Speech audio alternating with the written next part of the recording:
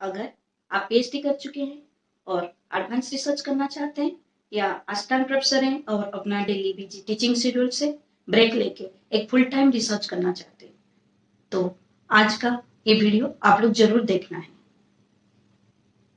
आगे बढ़ने से पहले अगर आप इस चैनल में नए हैं तो चैनल को सब्सक्राइब करने के साथ साथ लाइक और शेयर जरूर करें।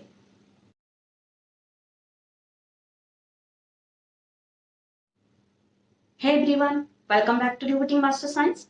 मैं हूं डॉक्टर सुस्मिता और आज हम इस वीडियो में आईसीएसआर का पोस्ट डॉक्टरल फेलोशिप 2021-22 के बारे में जानेंगे। फेलोशिप के बारे में जानने से पहले पोस्ट डॉक्टरल रिसर्च क्या है और ये स्कॉलर्स के लिए क्यों इम्पोर्टेंट है इस बारे में जानेंगे।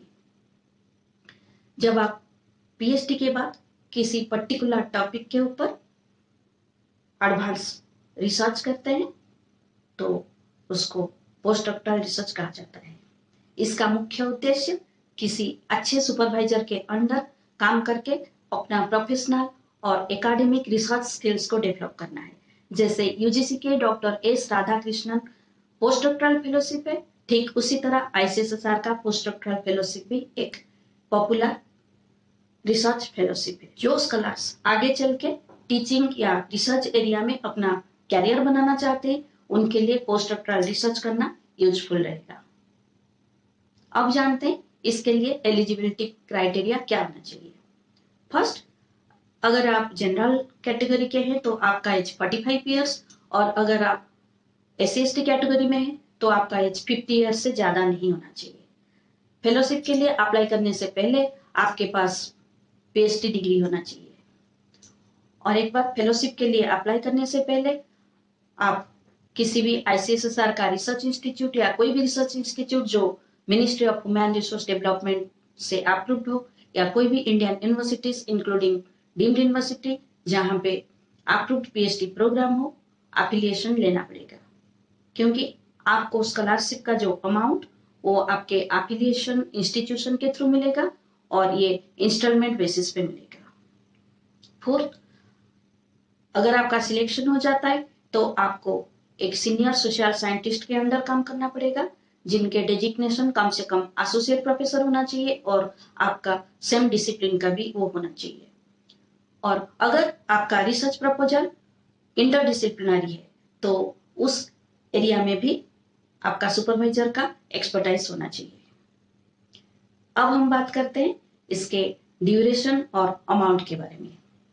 आईसीएसआर का पोस्ट डॉक्टरल फेलोशिप 2 साल की होती है और इसमें स्कॉलर्स को पर मंथ 31,000 स्कॉलरशिप मिलती है और पर एनम 25,000 कंटीजेंसी मिलती है। और ये अनएम्प्लॉयड स्कॉलर्स के लिए है और जो एम्प्लॉयड स्कॉलर्स है उनके पे प्रोटेक्शन हो जाएगा और उनको कंटीजेंसी पर एनम 25,000 मिल जाएगी। और एक बात, जो employed scholars UGC recognised public funded universities, colleges या रिसर्च इंस्टीट्यूट्स में एम्प्लॉयड होंगे और रेगुलर में होंगे और यूजीसी पे स्केल ड्रॉ कर रहे होंगे, सिर्फ उन्हीं के पे प्रोटेक्शन होगा। अब देखते हैं फेलोशिप अवार्ड होने के लिए क्या प्रोसीजर होना चाहिए। आपको फर्स्ट 3,000 वर्ड्स लिमिट और आईसीएसआर के फॉर्मेट के हिसाब से प्रपोजल बनाना पड़ेगा और अगर वो शॉर्टलिस्ट हो जाता है तो आपको इंटरेक्शन के लिए बुलाया जाएगा और फाइनल सिलेक्शन जो है आपका रिसर्च प्रपोजल और इंटरेक्शन के बेसिस पे लिया जाएगा। अब देखते हैं कैसे हमें अप्लाई करना है। जैसे कि आपको पता है, फर्स्ट आपको आईसीएसआर के वेबसाइट पे लॉगिन करके ऑनलाइन अप्लाई करना है और इसका एक सॉफ्ट कॉपी सेव करके रखना है और हार्ड कॉपी भी रेडी करके रखना है।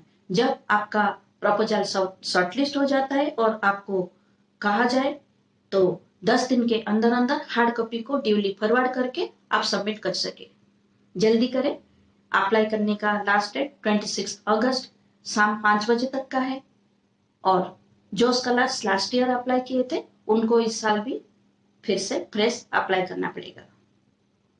अगर आपको एप्लीकेशन रिलेटेड कोई भी क्वेरी हो तो कमेंट सेक्शन में आके क्वेश्चन करना ना भूलें और इसी तरह यूजफुल इंफॉर्मेशन के लिए वीडियो को लाइक और शेयर जरूर करें और चैनल को सब्सक्राइब करें। Good luck to all of you. Stay safe, stay healthy. Thank you.